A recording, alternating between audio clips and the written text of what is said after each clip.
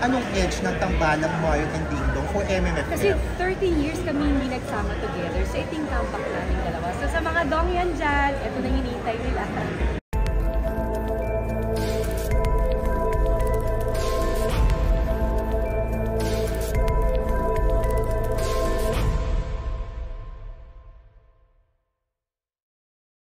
Marian, syempre, naging trending yung pag-poster reveal, kamakailan yung Rewind.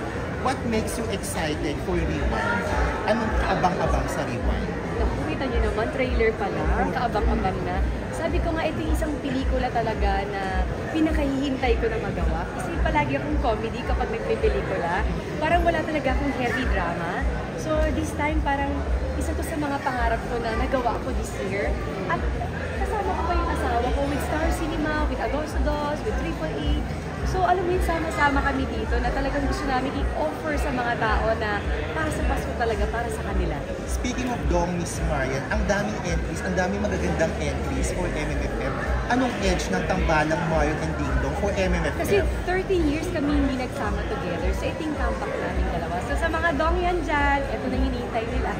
Miss Yan, ano masasabi mo na ang daming hula-hula, haka-haka sa takbo ng story ng Rewind? Nakakatuwa kasi lahat ng tao nagbibigay ng komento kung ano talaga ang mangyayari. Pero brutal talaga ng panoorin nila kasi talagang may something doon. Pero sigurado ko talaga na maiiyak talaga kayo sa istorya. Pero lalabas kayong sinihan na maluwag sa loob yung pag-iyak.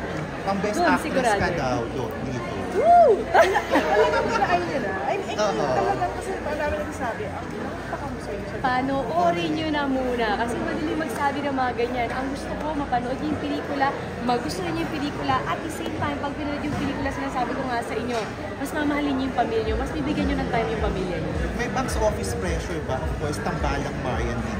Ayaw namin magpa-pressure. The mere fact na nasampu yung entry ngayon, ang saya namin kasi sila direct, Firefly and everybody, ang gaganda. Kaya sabi namin, ang gaganda ng pelikula ngayon na sana tahilikin ng mga kapwa natin na manood sila ngayong Pasko. Miss Marian, syempre, naging trending yung pag-poster reveal, kamakailan yung Rewind. What makes you excited for Rewind? Anong kaabang-abang sa Rewind? Nakikita niyo naman, trailer pa lang, kaabang-abang na. Sabi ko nga, ito yung isang pelikula talaga na pinakahihintay ko na magawa. Kasi palagi akong comedy kapag nagpe-pelikula. Parang wala talaga akong heavy drama. So this time, parang isa to sa mga pangarap ko na nagawa ko this year. At kasama ko pa yung asawa ko with Star Cinema, with Agosto Dos, with 3.8. So alam mo yun, sama-sama kami dito na talagang gusto namin i-offer sa mga tao na para sa Pasko talaga, para sa kanila. Speaking of Dong, Miss Marian, ang daming entries, ang daming magagandang entries for MMFF. Anong edge ng tambalang Mario and Ding Dong for MMFF? Kasi 13 years kami hindi nagsama together. So ito yung tampak namin dalawa. So sa mga dong yan dyan, ito na hinihintay nila. Miss Yan, ano masasabi mo na ang daming hula-hula, haka-haka sa takbo ng story ng Rewind? Nakakatuwa kasi lahat ng tao nagbibigay ng komento kung ano talaga ang mangyayari. Pero brutal talaga ng panoorin nila kasi talagang may something doon. Pero sigurado ko talaga na maiiyak talaga kayo sa istorya. Pero lalabas kayong sinihan na maluwag sa loob yung pag-iyak.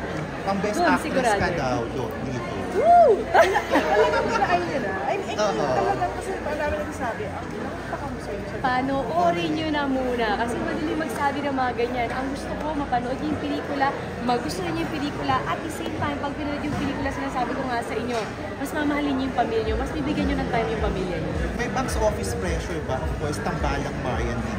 Ayaw namin magpa-pressure. The mere fact na nasampu yung entry ngayon, ang saya namin kasi sila direct, Firefly and everybody, ang gaganda. Kaya sabi namin, ang gaganda ng pelikula ngayon na sana tahilikin ng mga kapwa natin na manood sila ngayong Pasko.